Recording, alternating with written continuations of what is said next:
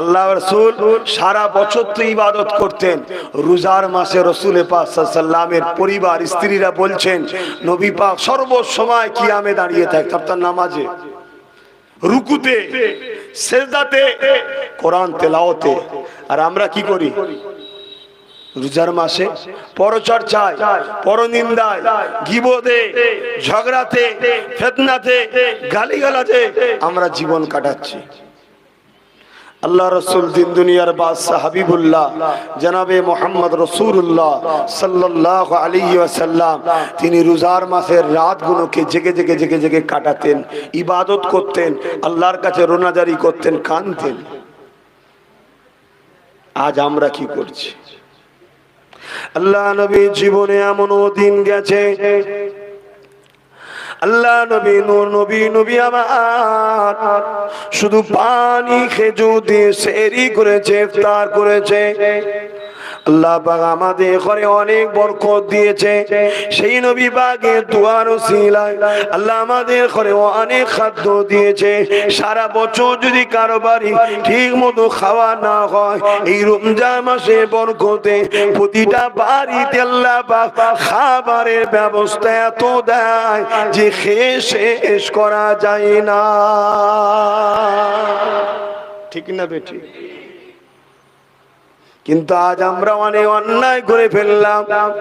এ যুবকেরা, তরুণেরা, এই রোজা হলো একটা ইবাদত।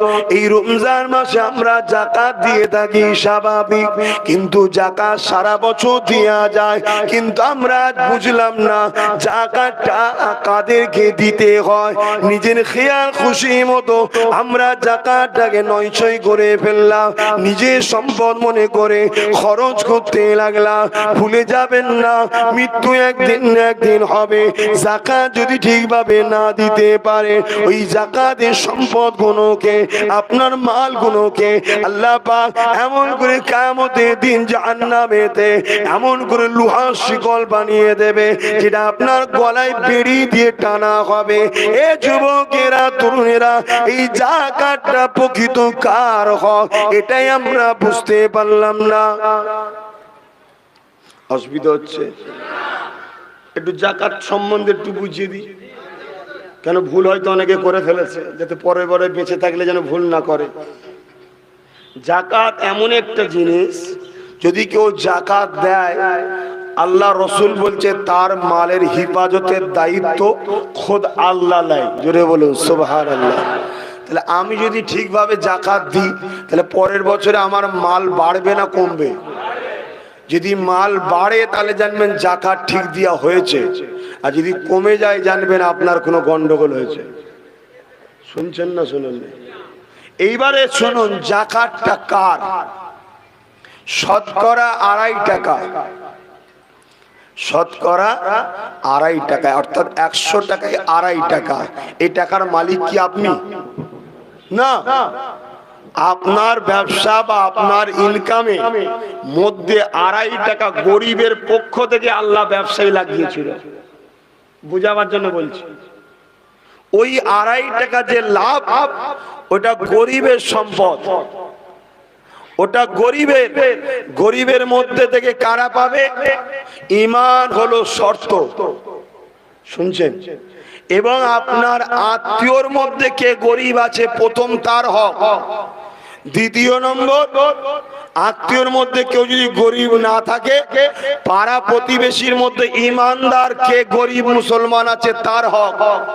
3 নম্বর, পাড়া প্রতিবেশীর মধ্যে কোনো ইমানদার গরিব যদি না থাকে, তাহলে 3 নম্বর হলো বিশ্বের যে কোনো জায়গার মোমেন মুসলমান গরিবের হক। আর আজকে সেই যাকাত কে পাচ্ছে? ভেবে দেখেন, চিন্তা করে দেখেন।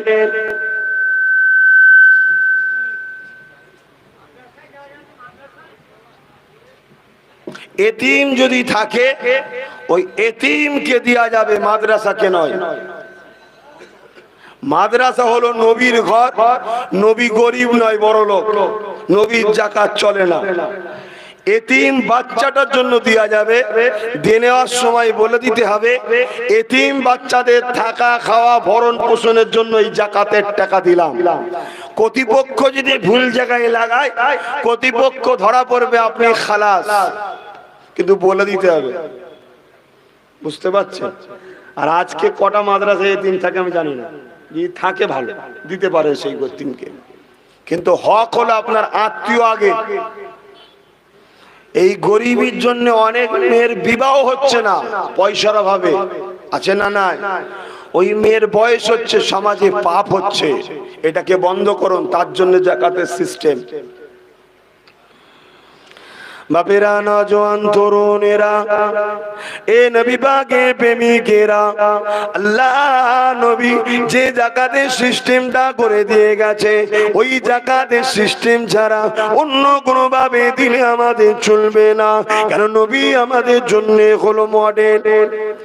আল্লাহ নবী দিন দুনিয়া বাদশা হাবিবুল্লাহ জানিয়ে দিলেন, লা ইয়ারহামুল্লাহু মান লা ইয়ারহামুন নাস, যে মানুষের উপরে দয়া করে না, আল্লাহ বা তার উপরে দয়া করবে না। এই জায়গাতে মানুষকে ভালোবাসতে হবে, হিন্দু হোক, দলিত হোক, আদিবাসী হোক, সাঁওতাল হোক, খ্রিস্টান হোক, যে কোনো ধর্মের মানুষ হোক না কেন, গরিব যদি হয় তাকে পরনার কাপড় দিতে হবে, তার খাওয়া দাওয়ার ব্যবস্থা করতে হবে, তাকে সাহায্য করতে হবে, তাকে ভালোবাসতে হবে। অবশ্যই এটা সবের কাজ, কিন্তু জাকাতের টাকা থেকে একটা টাকা অন্য কাউকে দেওয়া যাবে না। কেন? জাকাতটা হলো তোমার টাকা নয়, জাকাতের মালিক হলো গরিব ইমানদার মুসলমান। আর আজকে কি হচ্ছে, 100টা যদি জাকাত নেয়, ওর মধ্যে 90টা অমুসলিম আছে। আমি নিজে চোখে দেখেছি, তাই বলছি, আমায় ভুল বুঝছেন না তো। আমি প্রথম ওই জন্য ক্লিয়ার করে দিলাম যে মানুষকে যে ভালোবাসে না, আল্লাহর দয়া সে পাবে না। তাই যে কোনো ধর্মের মানুষকে তোমার সাহায্য করতে হবে, খাওয়াতে হবে, পরনার কাপড় দিতে হবে, বিপদে পড়লে সাথ দিতে হবে, তবেই তুমি ইমানদার, তবেই তুমি নবীর উম্মত, তবেই তুমি পাক্কা মুমিন। কিন্তু জাকাতের 1 টাকা দেওয়া যাবে না। কেন? জাকাতের টাকাটা তো আমার নয়, আমি দিই কি করে তোমায়? এই লোকের টাকা আমি ফকর দালালি করে খরচ করার ক্ষমতা আছে? এর টাকাকে দিতে হবে। তারপরে আজকাল আবার কি হচ্ছে, জামা কাপড় দেওয়া হচ্ছে, কথা বুঝে আসছে, ওটাও ঠিক নয়। তারপরও তর্কের খাতিরে চলো, যদি দাও গরিব ইমানদার মুসলমানকে দিতে হবে, অন্য কাউকে নয়। এটা শরিয়াতের বিধান, এটা ইসলামের আইন। তোমার যদি দরদ থাকে, জাকাতে 2 লাখ টাকা হয়েছে, তুমি 2 কোটি খরচ করে সমস্ত ধর্মের গরিবকে দান করো, আব্বাস সিদ্দিকী তোমার সাথে শরীক হবে। কিন্তু 2 টাকা জাকাতের কাউকে দেওয়া যাবে না। কেন? এটা আমার নয়, এটা করলে গুনাহগার হবে। আপনি জাকাতের হক আদায় করতে পারছেন না। আমি কি বুঝাচ্ছি, বুঝছেন তো? কেন এই অবস্থা খারাপ করে দিচ্ছে আমার? হ্যাঁ তো ভাইয়েরা আমার, এই যে সামান্য সামান্য বিষয়গুলো একটু বুঝিয়ে দিচ্ছি, ভুল করছি না তো? কেন অনেকে বলে সব কথা বলার কি দরকার, প্লেন চলে যাও। আরে ধর্ম যদি না বোঝো, ঠোকর খেতেই হবে। তুমি তোমার ধর্ম বোঝো। অ্যাকচুয়ালি জাকাত দিবা সব থেকে উত্তম হলো অর্থ। তার টাকা তাকে দিয়ে দাও, সে মুগি কিনবে কি, শাড়ি কিনবে কি, চাল কিনবে কি কিনবে, তার ব্যাপার, তার টাকাতে দাও। বাপেরা, নওজোয়ানেরা, এটা গেল। এর থেকেও মারাত্মক ব্যাধি আমাদের মধ্যে ঢুকে গেছে। আজ ইফতার মাহফিল তো দূরের কথা, নতুন করে একটা জিনিস বেরিয়েছে, ইফতার পার্টি চলতে লেগেছে। বলবো না থাকবে? আপনারা বললে বলবো না, না বললে বলবো না। আপনারা যদি বলেন বলবেন না, আমি এক্ষুনি নেমে চলে যাব।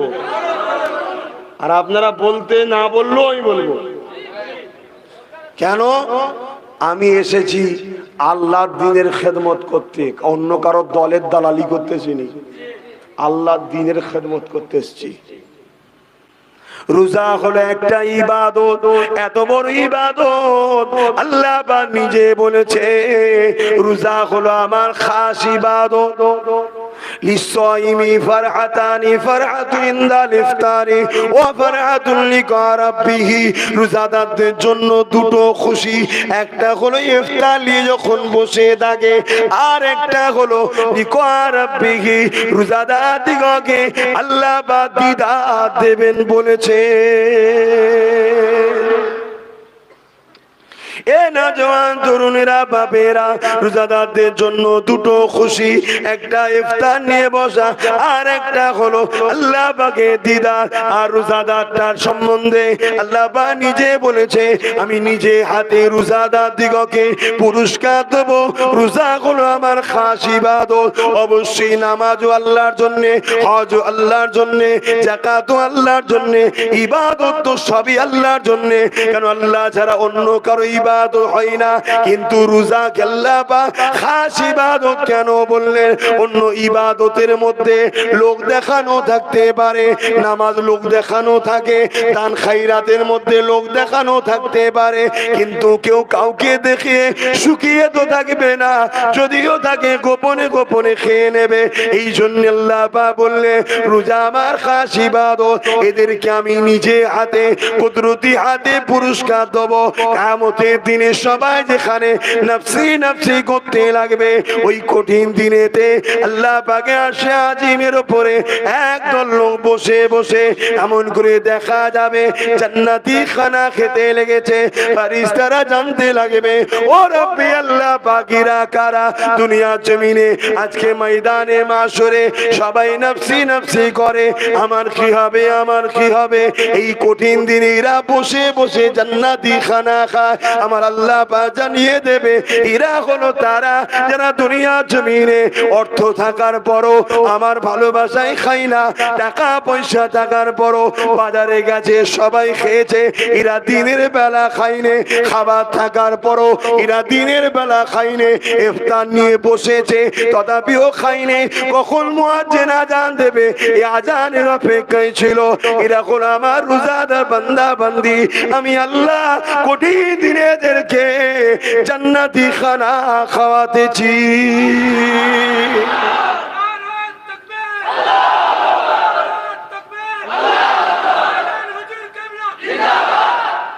তাহলে রোজা কত বড় মহান ইবাদত বুঝছেন তো? তাহলে এর দুটো খুশি, একটা আল্লাহর দিদার আর একটা হলো ইফতারের সময়। খুব ভালো করে বুঝবেন, আজকে বুঝে যান আমার বাপেরা। 365 দিনে বছর রোজ আপনাকে খাওয়ায় আল্লাহ। একদিন আল্লাহ দুশ্মনের টাকায় খেয়ে রোজাটাকে নষ্ট করবেন না, বুঝার চেষ্টা করুন। আপনি এমনি দিনে বেশি নয় 5 ঘন্টা 6 ঘন্টা শুকিয়ে থাকেন, থাকার পরে আপনি খালি পেটে ফল টল কোনো খান, আঙ্গুর, মুসাম্মি, আনারস, বেদানা সব একসাথেই খান নাকি রোজার মাসে? সব একসাথেই যাই তো। এমনি দিনে একবার ট্রাই করে দেখুন, 5-6 ঘন্টা শুকিয়ে থেকে আর এই ফলগুলোকে খালি পেটে খাবেন। আপনার গ্যাসে মাথা যন্ত্রণা করবে, পেট খারাপ হয়ে যাবে, সেলাইন পর্যন্ত দিতে হবে, কেউ মারাও যেতে পারে। ভুল বললাম?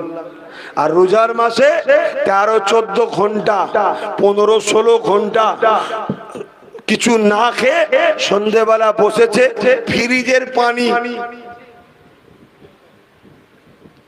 কথা বুঝলেন না? তারপরে আবার এক থাল ফল, ছাড়াছাড়ি নেই, একদম এই পর্যন্ত সেটেছে, দিয়ে ওপর হচ্ছে মনে হচ্ছে এই বেরিয়ে যাবে, মুখ টিপে রেখে দিয়ে বেরিয়ে না যায়। আর ওই দিনের ওই সময়ের মাগরিবের নামাজে অনেক ছাড় আছে, অধিকার আজকে দিচ্ছি নি। অন্য সময় ভাবে নামাজ পড়লে পিটবে, ওই সময় যদি গালের লেগেও থাকে তাও ছাড় আছে। অন্য সময়ে একটা ছুলা পরিমাণ দানা থাকলেই তোমার নামাজ কমজোর হয়ে যাবে, ওই দিনের জন্য ছাড়। কেন? ওই দিনের ইফতারে আল্লাহর পক্ষ থেকে স্পেশাল বরকত রহমত থাকে, জোরে বলুন সুবহানাল্লাহ। আর এই ইফতারটা শুধুমাত্র ইমানদার রোজাদারের জন্য, মুসলমানের জন্য নয়। খুব ভালো করে শরিয়াতটাকে বোঝেন।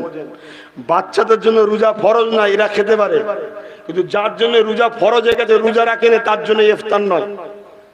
তাহলে সেই ইফতার তুমি কাকে খাওয়াচ্ছ? কাকে নিয়ে এসছো ইফতার মাহফিলে? সামান্য 50,000 1 লাখ টাকা পাওয়ার জন্য তোমার ধর্মকে বিক্রি করছো। তোমার বিবেক সারা দিল না। আবার আজকাল তো ইফতার পার্টির নামে এমনও মাহফিল দেখা যায় যেখানে একবার নরের তাকবীর আল্লাহ আকবারও নেই, রমজান শরীফ মুবারকও নেই। কেন নেই বন্ধু? না, এই স্লোগান দেওয়া যাবে না। আমাদের পাশে যিনি এসে উপস্থিত হয়েছে, উনি তো 1 লাখ টাকা শরীক হয়েছে, উনি এই তাকবীর পছন্দ করে না। তাই 1 লাখ টাকার জন্য যারা আল্লাহর নামে তাকবীর দিতে পারে না, তারা কেমন মুসলমান আমাদেরকে ভাবা দরকার আছে, ঠিক না বেটি? আজ যা ধ্বংস হচ্ছে কেন? এই সকল মুনাফিকরা আমাদের সমাজের লিডার হয়ে বসে আছে। আমাদের সমাজের পীর সাহেব, পীরজাদা, মৌলানা সাহেবের মধ্যে এরকম মুনাফিক 90% আছে। তাই আমাদের দুর্দশা। যদি আমাদের ইমানদার নেতা হতো, ইমানদার আলেম হতো, ইমানদার পীর সাহেব হতো, তাহলে তাদের বরকতে আমরা আল্লাহর কামিয়াবি দিত। আমার আজ খারাপ লাগছে বাপ, না বললে আল্লাহ মারবে, না বললে আল্লাহ মারবে। তা যদি একদম পছন্দ না হয়, একটু আস্তে আস্তে চলে যাবেন, মিটে যাবে। আমি তো আপনাকে জোর করে মানাচ্ছি না যে গলা টিপে মানতেই হবে, না মেরে ফেলবো বলছি কি, কিন্তু আপনি একটু আমাকে কম্প্রোমাইজ করেন, আমাকে একটু বলতে দেন। আপনার ভালো না লাগে মানবেন না, আপনি জবাব দেবেন, কিন্তু আমি বলে আমি আল্লাহর কাছে ধরা পড়া থেকে বেঁচে যাব। কেন? আল্লাহ আমায় দায়িত্ব দিয়েছে, বলতে হবে, না বললে ছাড়বে না। বাপেরা বড় দুঃখ লাগে, মদিনার জমিনে আজও যে নবী আমার তোমার জন্য কাঁদে, সেই নবী পাককে তো ভালোবাসতে পারলাম না, উপরন্তু আজকে সেই নবীর দিনকে মিটিয়ে দিতে লাগলাম। এ নওজওয়ানেরা, আল্লাহ নবী তোমাকে আমাকে কতটা ভালোবাসে। নবী আমার সারা জীবনটা কেঁদেছে, আল্লাহ নবী আজও কাঁদতে লেগেছে।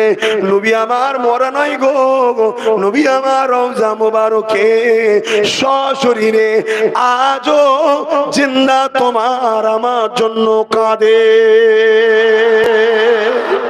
এটা মানেন তো নাকি? এটা অনেকে অস্বীকার করে। আল্লাহ তাদের হাত থেকে আমাদের ঈমান বাঁচান।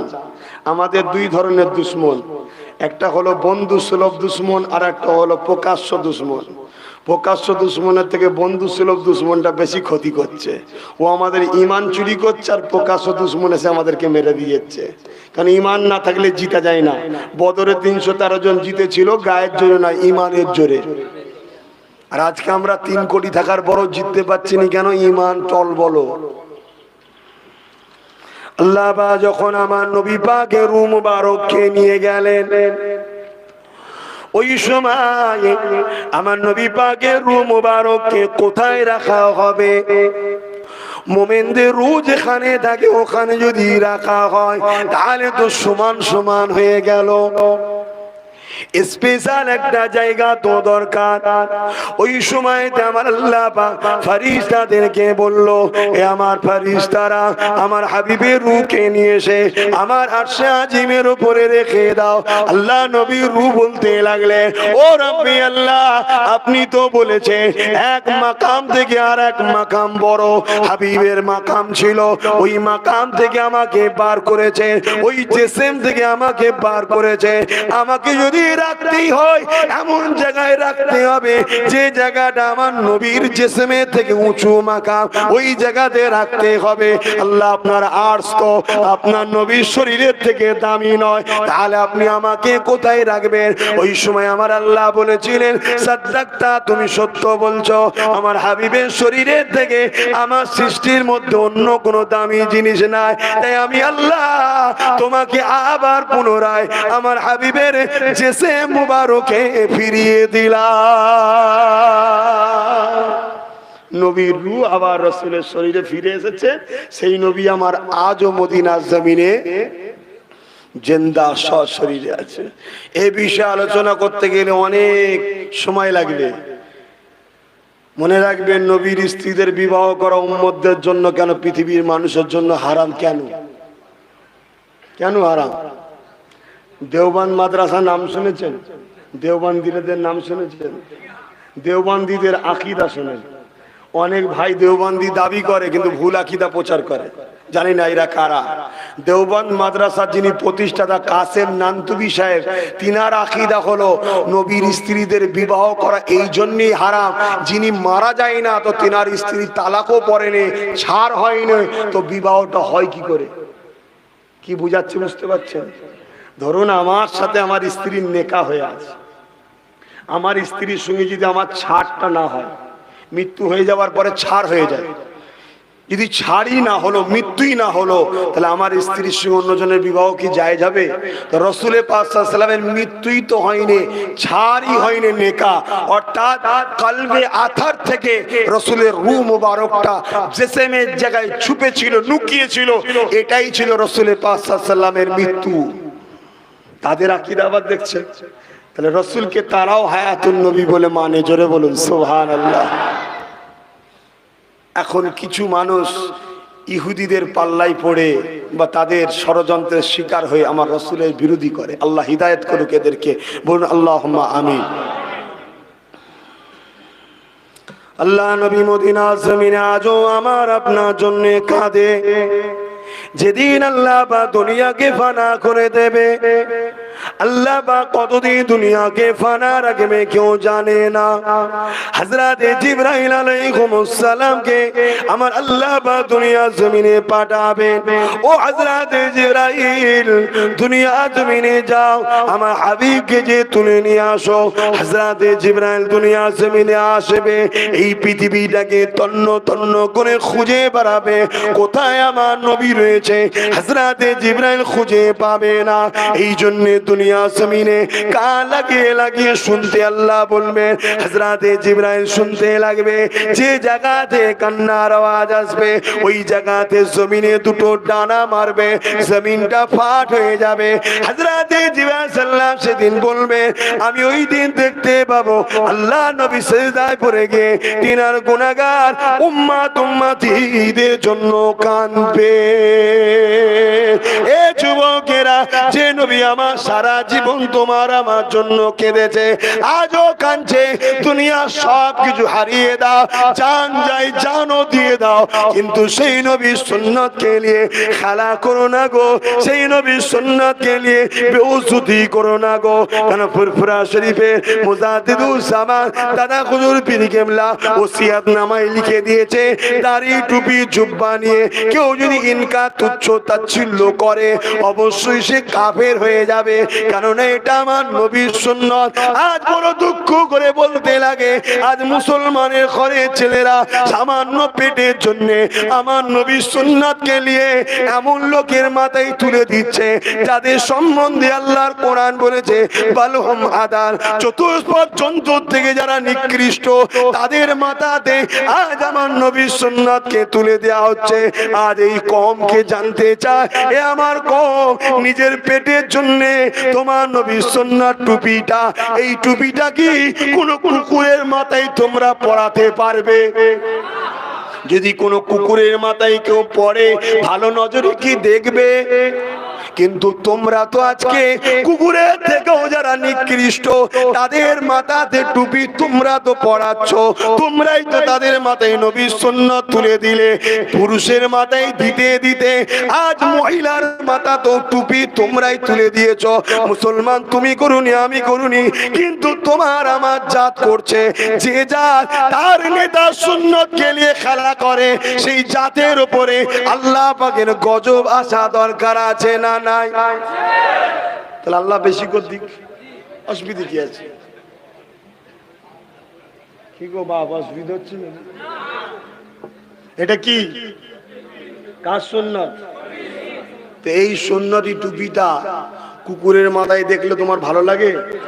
কিন্তু আল্লাহ বলেছে মানুষের মধ্যে কিছু মানুষ আছে যারা চতুষ্পদ জন্তুর থেকেও নিকৃষ্ট। কোরআনে আছে না? না, আমার কথা এটা, আমার কথা। তারা কারা? তাদের মাথায় কিন্তু আজ টুপি দেখা যাচ্ছে, তুমি আমি পড়াচ্ছি সামান্য 50,000 1 লাখ টাকা পাওয়ার জন্য। কথা বুঝে আসছে? সেটা হতে হতে আজকে দেখা যাচ্ছে কি মহিলার মাথায় টুপি। কোথায় যাচ্ছে তোমার ধর্ম? তোমার হুঁশ আছে? তুমি আমি তো বাপ পেটের জ্বালায় মরছি, এ জ্বালা কোনোদিন মিটবে না, লাস্টে আল্লাহ মিটাবে জাহান্নামের আগুন ভরে। দাঁড়াও দাঁড়াও, সময় বেশি দিন নয়, দুনিয়াতে এমনি শেষের দিকে। আর তোমার আমার দুনিয়া কতদিন? 60, 70, 80, দেখতে দেখতে চলে যাবে, দেখতে দেখতে। আর বেশি যারা মনে করছো তোমার আজ চলবে না, এসব আজ করছো কেন? যদি কারো দিলে লাগে, ওই যুবকগুলোকে বলবে একবার কবরস্থান ঘুরে আয়, দেখে আয়, তোর মতো কত ষাঁড় ওখানে পড়ে আছে, যে দেখে যায়। তারা দুনিয়ায় অনেক দাদাগিরি দিয়েছিল, সব চলে গেছে, ঢুকিয়ে দিয়েছে আল্লাহ। আল্লাহ রসুল বলছে যারা আমার বিরোধী করবে তাদের কবরে আল্লাহ 99টা করে সাপ দেবে, এক একটা সাপের 2টো করে মুখ থাকবে। একবার যদি দুনিয়ায় নিঃশ্বাস ফেলে, দুনিয়ার এই গাছপালা তরুলতা সব পুড়ে ছারকার হয়ে যাবে। সেই রকম 99টা সাপ নিয়ে থাকতে পারবে তো? যদি না পারো, তাহলে দুনিয়ায় যারা আমার নবীর সুন্নাতকে মিটাচ্ছে তাদের বিরুদ্ধে গর্জে ওঠো, তাদের বিরুদ্ধে সংগ্রাম করো, তাদের বিরুদ্ধে লড়াই করো। ওই লড়াই যদি তুমি জান চলে যায়, বেহিসাব জান্নাত পাবে। জোরে বলুন সুবহানাল্লাহ।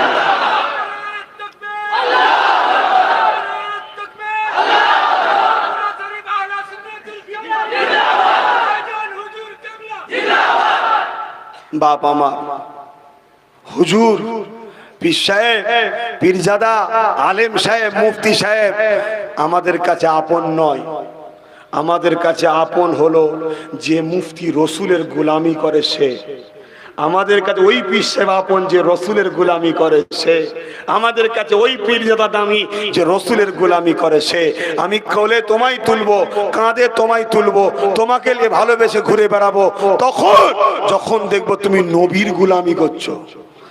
আজকে তুমি তোমার পেটের জন্য, তোমার সাম্রাজ্য টিকাবার জন্য, তোমার নিজের অর্থের জন্য তুমি আমার নবী সুন্নাতকে বিক্রি করে দেবে, এটা কখনো মেনে নেওয়া যেতে পারে না। দোষ তো আম ছেলেদের নয়, দোষ তো আমাদের মতো কিছু পীর সাহেব, পীরজাদা, মলি সাহেবদের। আমরা যদি করা হতাম, আমরা যদি তোমাদেরকে বুঝিয়ে তৈরি করতাম, তাহলে আজ আমাদের ছেলেরা এইরকম খারাপ হতো না। তোমাদেরকে খারাপ করছে কারা, তোমরা নিজেরা বোঝো। একটু বেজার হয়ে না আমার ভাইরা, দাদাগিরি সব ঠান্ডা হয়ে যাবে, সব ঠান্ডা হয়ে যাবে। কোনো বিশ্বাস নাই। আব্বাস সিদ্দিকী চেয়ারে লড়ছে, কথা বলছে, এক্ষুনি যদি আমার আল্লাহ বলে আজরাইল যাও, ওর সময় হয়ে গেছে, ব্যাস ওই অর্ধেক কথা বলবো, করে রয়ে যাবো, ব্যাস শেষ। এর নাম হলো জিন্দেগি। কত যুবকের জানাজা আমি পড়েছি, তোমরা পড়ুনি? এই যুবকের জানাজা পড়ুনি? তাহলে তোমার জিন্দেগিটাকে কেন নষ্ট করছো? টাকা দরকার, টাকা। সারা পৃথিবীকে টাকা কে দেয়? জোরে বলুন, কে দেয়? গাড়ি দরকার, বাড়ি দরকার, সারা পৃথিবীকে কে দেয়? উসমান গনি কি ধনী ছিল না? হারাম ইনকাম করেছিল, চুরি করেছিল, বদমাইশি করেছিল। আবু জেহেলের মতো জালিম নেতাকে নিয়ে এসে স্টেজে বসে একসাথে পাশে পাশে বসে হই হই করেছিল নাকি? তো উসমান গনি ধনী ছিল না? এত ধনী ছিল, এত ধনী ছিল যে একদিন মদিনা শরীফে খরা দেখা দিয়েছে। শোনো, মদিনা শরীফে খরা দেখা দিয়েছে। হযরত উসমান গনি একটা বিশাল এলাকা জুড়ে, এলাকা বলতে কতটা বোঝে বুঝতে পারছো তো? একটা বিশাল এলাকা জুড়ে ফাঁকা মাঠে পাহাড় করেছে মালের, মানুষের নিত্য প্রয়োজনীয় যা দরকার হয় সেসব মালের পাহাড় তৈরি করেছে। ইহুদিরা ভাবছে উসমান তো বড় ব্যবসায়ী, বিশাল ধনী লোক ছিলেন, পৃথিবী বিখ্যাত ধনী ছিলেন। এই খরা হচ্ছে তাই উসমান মাল জড়ো করছে, বেশি দামে বিক্রি করবে। তাই ইহুদিরা আগিয়ে এসছে, এসে বলছে উসমান তুমি তো অনেক কষ্ট করে বিদেশ থেকে মাল নিয়ে এসছো, এক কাজ করো, এই মালটাকে তুমি আমাদের ঘরে বিক্রি করে দাও, যা কিনেছো তার থেকে 50% লাভ বেশি দেবো। কথা বুঝে আসছে? উসমান গনি বলছে এই দামে হবে না।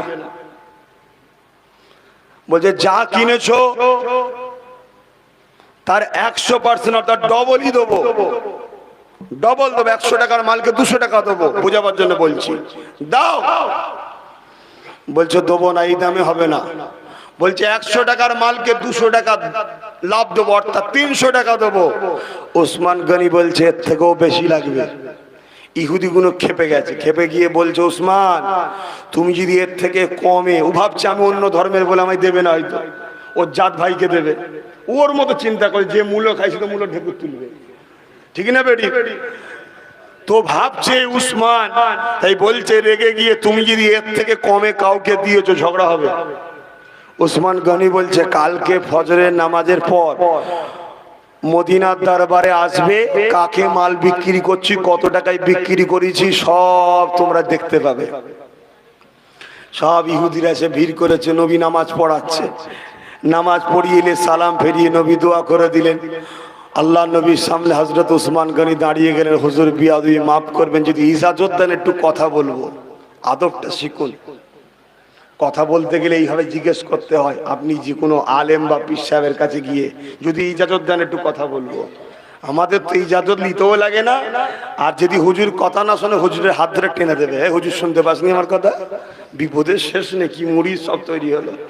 আর আল্লাহ এই সময় আমাদেরকে পাঠিয়েছে, তো হুজুরও একটু খাতারনাক না হলে মুড়ি টাইট করা যাবে না, একটু হুজুরকেও মিজাজি হতে হবে। তো ভাইয়েরা আমার, তবে হকের জন্য তো ওসমান গনি ইজাজত চাইলেন, নবী ইজাজত দিলেন। ওসমান গনি দাঁড়িয়ে গিয়ে বলছেন হুজুর মদিনায় খরা দেখা দিয়েছে।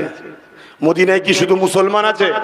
ইহুদি আছে, মূর্তি পূজারী আছে, খ্রিস্টান আছে, বহু ধর্মের লোক আছে, সবাই বিপদে পড়েছে না পড়ে না?